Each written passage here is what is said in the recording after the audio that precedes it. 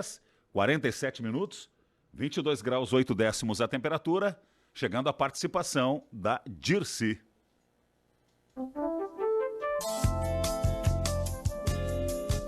Páginas cotidianas. Páginas cotidianas. Com Dirce Becker-Delvin. 7h48, 22 graus 8 décimos a temperatura, participação da Dirce, de todas as sextas aqui. Muito bom dia, Dirce. Bom dia, Renato. Oi, Nicolas. Oi. Bom dia, Josué. E bom dia para você que está nos acompanhando. Pois você já se sentiu como se fosse uma fraude? Você acha que as suas conquistas são uma questão de sorte mais do que habilidades, competência técnica? Você acha difícil aceitar elogios?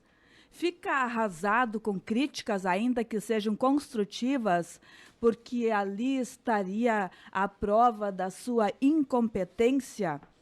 Quando é bem-sucedido em alguma coisa, sente secretamente que enganou todo mundo?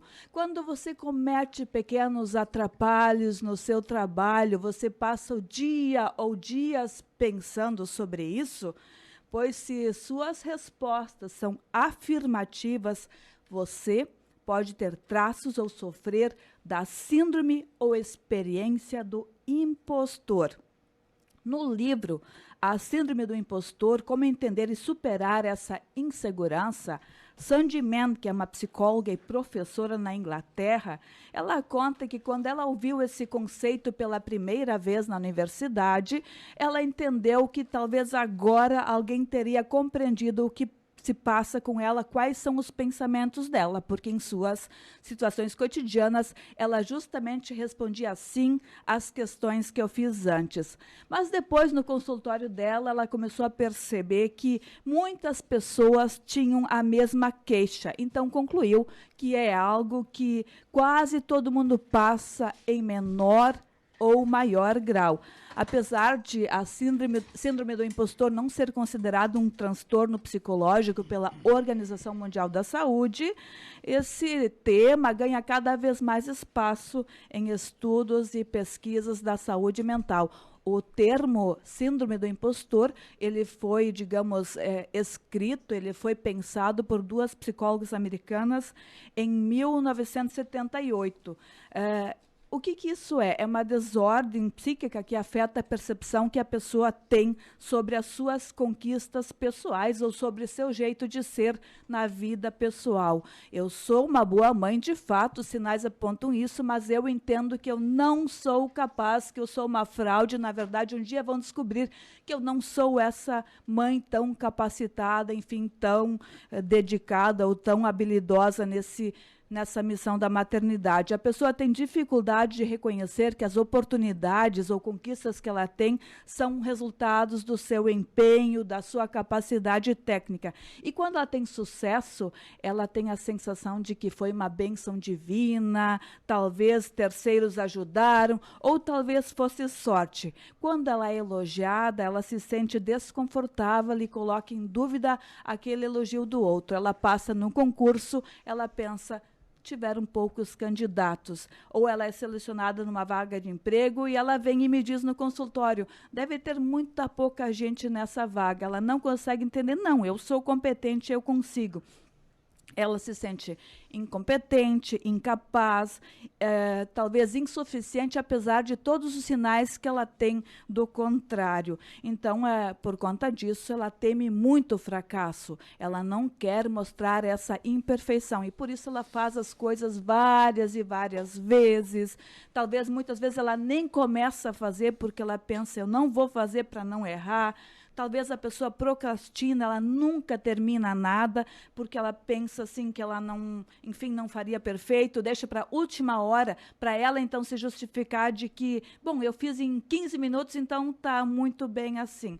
seria a síndrome ou experiência do impostor. Na verdade é um nome, mas é aquela sensação de que eu não sou capaz, de que eu não sou adequado, de que eu não sou merecedor. E eu tenho a sensação o tempo todo de que os outros vão descobrir isso. Por exemplo, eu escrevo, mas eu nunca publico meu livro com o receio, enfim, de que os outros descubram a minha imperfeição. Então, tem duas coisas nisso. Bom, eu posso usar esse entendimento para ser um baita profissional, mas eu vou ter muito sofrimento, vou ter muita ansiedade, eu vou ter que me dedicar muito tempo ao meu trabalho, porque eu não posso falhar, né?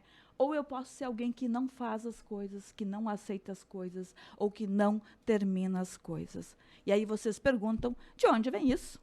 Da história de vida da pessoa, bem possível está lá na infância, na forma como a sua família criou, na forma como a família fez com que essa criança se sentisse as opiniões ou entendimentos que ela teria acerca de si mesma. Eu sou capaz, eu não sou capaz. Talvez um pai e uma mãe que cobram muito para que ela seja sempre 10. Ela começa a ver na vida que a gente não tira 10 sempre, ela começa a achar que ela não é capaz, que ela não é merecedora da titulação ou da cobrança que a família vem fazendo. Então, minha contribuição é nesse sentido, que cada um de nós pense sobre isso. Bom, e se eu tenho esse sofrimento? Primeiro, me dar conta disso. Bom, por que será que eu não aceito projetos? Por que será que eu não termino meus trabalhos? Por que talvez eu nunca publico meu livro? Por quê? O que há nisso?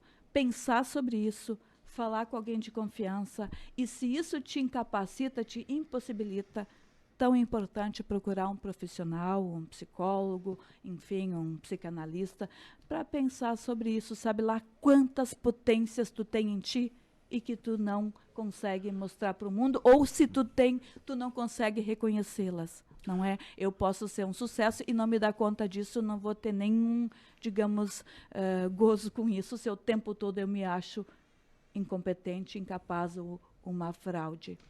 Importante para resgatar autoestima, autoconfiança. Thomas Jefferson dizia, quanto mais eu trabalho, mais sorte eu tenho. E isso também acontece com celebridades. Eu estava lendo nesse livro que Tom Hanks, assim a gente diz, ele em 2016, Tom Hanks. Assim, é isso, diz. Isso. Como é que é? Do Náufrago. Tom Hanks. Isso. E ele recebeu um prêmio em 2016. E ele teria dito, poxa, quando finalmente vão descobrir que eu não sou nada disso, né? Que eu, na verdade, não tenho toda essa competência. Valeu, Dirce. Gente, bom dia! 4 para as 8, 22,8 a temperatura. Na Independente, boas notícias.